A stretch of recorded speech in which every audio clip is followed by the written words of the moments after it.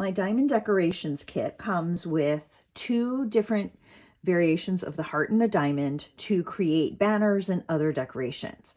It comes with holes on the side, so you can make a banner that goes across, or holes on the top and bottom if you want to do them hanging down. So I'm going to show you some ideas for how to use both of those.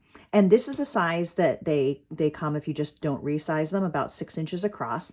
And then for the one that's going to go up and down, I decided to try it a little bit smaller. So let's jump in and see what you can create with these. All right, so first I'm going to show you how I put together a banner that goes horizontally across a room. I cut out 3 of the hearts and 2 diamonds from a gold foil paper, and then 2 diamonds from glitter. And I decided to use a white ribbon. You could use gold, but I didn't want to take away from the hearts and the diamonds, so I decided to go with this. So what I did to measure the ribbon was, I didn't use math, I just eyeballed it. So I just, 3 hearts width, 4 diamonds, and then about how much I think I want in between each one, and then a bunch more because you need longer ends on each side so that you can tie it or hang it up wherever you want that to be. So I'll just show you real quick. So since I have 4 diamonds, 3 hearts, we're going to have a diamond on either end. I'm going to put these gold foil ones on the end. So I'm going to pull quite a bit through, because that is going to be the far end, sorry, for hanging.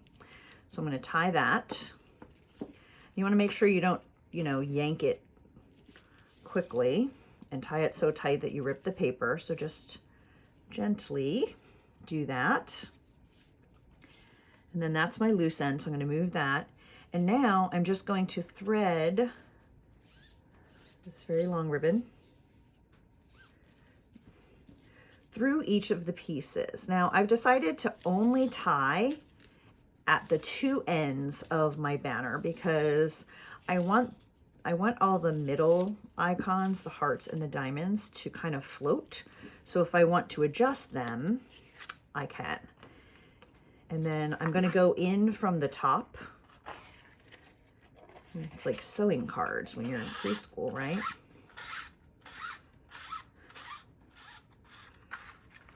So because I'm going to have these so that you can move them, it doesn't matter where I put them at this point. So I'm just going to thread these all. All right, so now when you get to your last one, you're not going to tie it until you kind of decide how far apart you want these. So now I'm just going to go back and I'm going to adjust. I'm going to move these back along the ribbon. I shouldn't have pulled them through quite so far.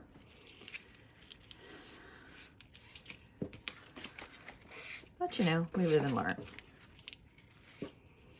Apparently I live and learn on video. All right, so I want them to hang, maybe about that far apart.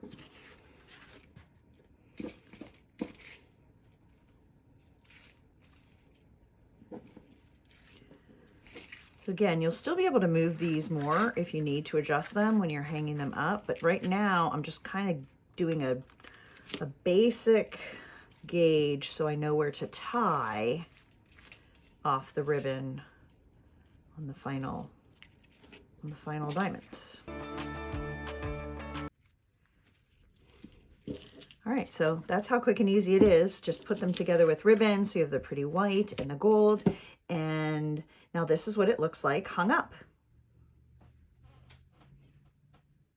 Okay, so let's say you don't want to have the ribbon showing and you want to do something a little bit smaller. I sized these down from the original size. The original ones were maybe this wide.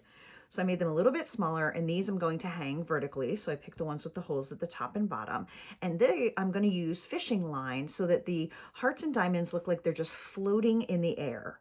And you can use either of these methods, the ribbon or the fishing line, for either direction. I'm just showing you each way. So I chose to just buy a 7.5 foot piece of fishing line instead of a big spool, because that's what they had when I ran to the store.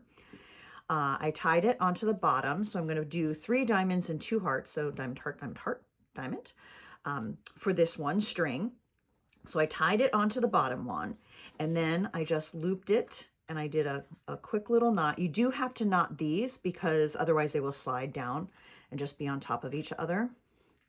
And fishing line is a little, I don't know, I find it a little bit trickier to work with because it's a little harder to see.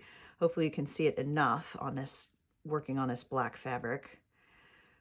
So I'm gonna just pull through. You'll see I left, I don't know, about 4 or 5 inches.